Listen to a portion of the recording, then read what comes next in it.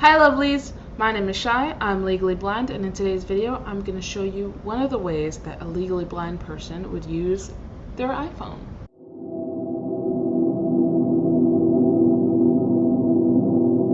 Number one point, it's not impossible for blind people to use their phone. It's a very common question. I make TikTok videos and I always see in the comments, how do you read the comments? How do you make videos? How do you block? So that is what inspired me to make this video, because there are a lot of people who don't understand how it works, and that's fine. Because why would you? If you don't need to use the features, why would you know about them? Why would you know how to use them? Because, you know, there's no point for you. It's irrelevant. So, I'm going to show you how. This is my phone. We're going to go through, I'm going to screen record, and I'm going to show you all of the accessibility options. So, and I'm just going to kind of put the screen recording up in this area. Okay, so first thing I want to show you guys is Zoom, because there are a lot of people who are not yet to the point where they need voiceover, and we're going to get into voiceover, we're going to do that, but there are people who don't really need all of that yet, and Zoom is enough for them. So I'm going to go over to my settings, which is right there, but you're going to scroll all the way down until you find accessibility. Bam. So once you get to this page, this is where all the magic happens. They've got stuff for blind people in here, stuff for deaf people in here, stuff for people who are missing limbs or have limited mobility. There's all kinds of really cool stuff in here.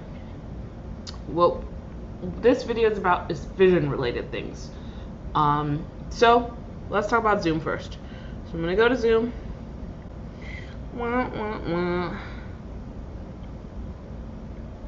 Right here. Bam.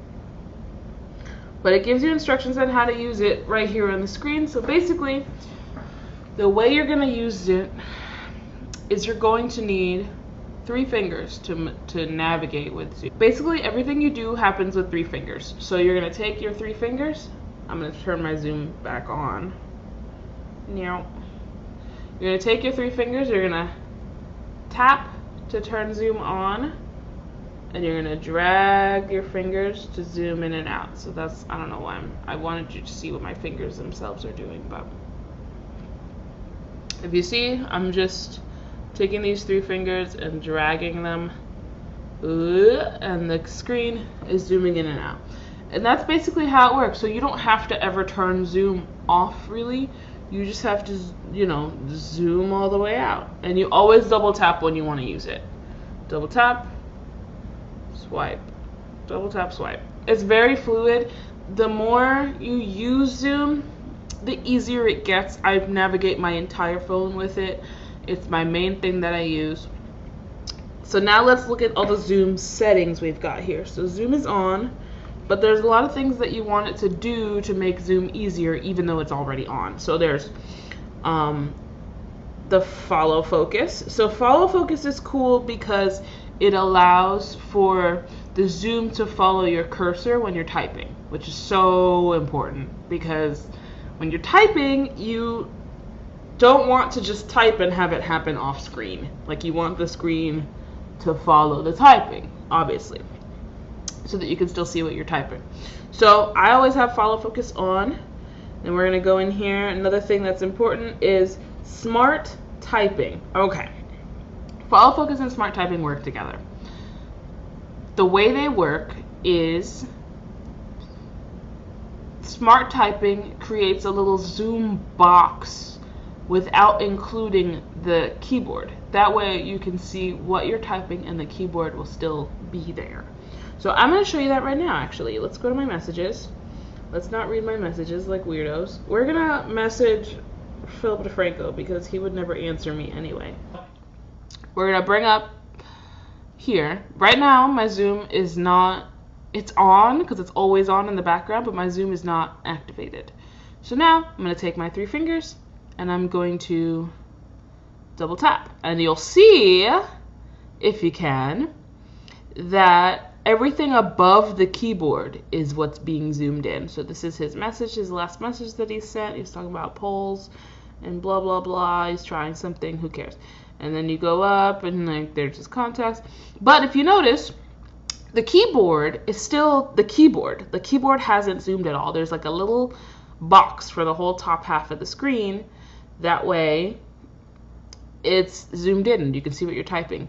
Most blind and legally blind, visually impaired people have memorized a QWERTY keyboard by now. Most of us have. And if we haven't, we use like dictation. I still use dictation when I'm feeling lazy because you make a lot of mistakes. Because when you're going through the keyboard from memorization, it's very easy to hit like adjacent keys. So I'm going to tell Philip DeFranco that I love his videos and I will definitely check out the poll he posted. So, love your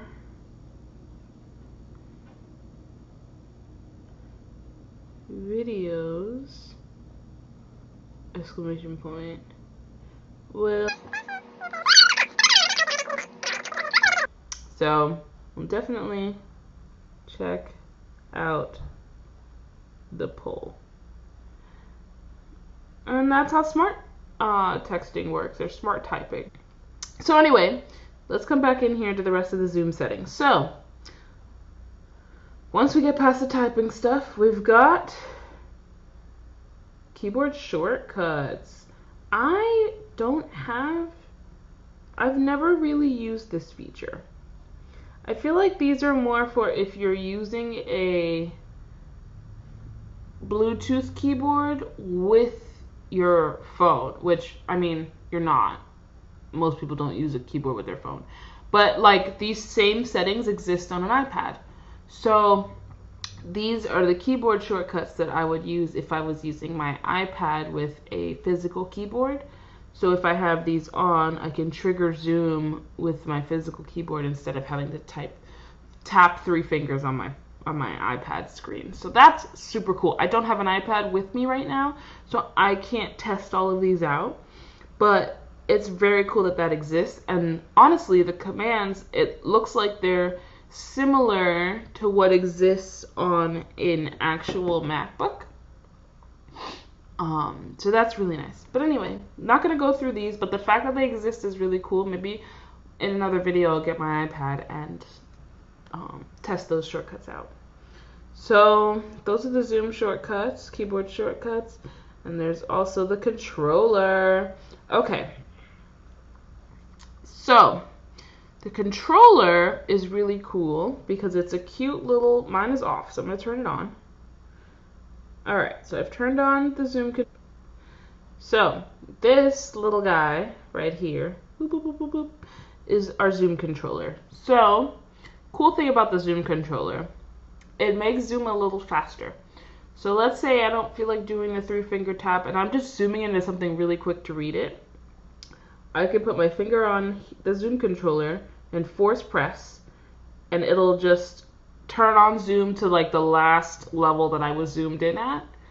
And as long as I keep my finger down, I can do a sort of quick zoom. So I'm just swiping my finger across the screen, and it's giving me this quick zoom situation that we're seeing right now.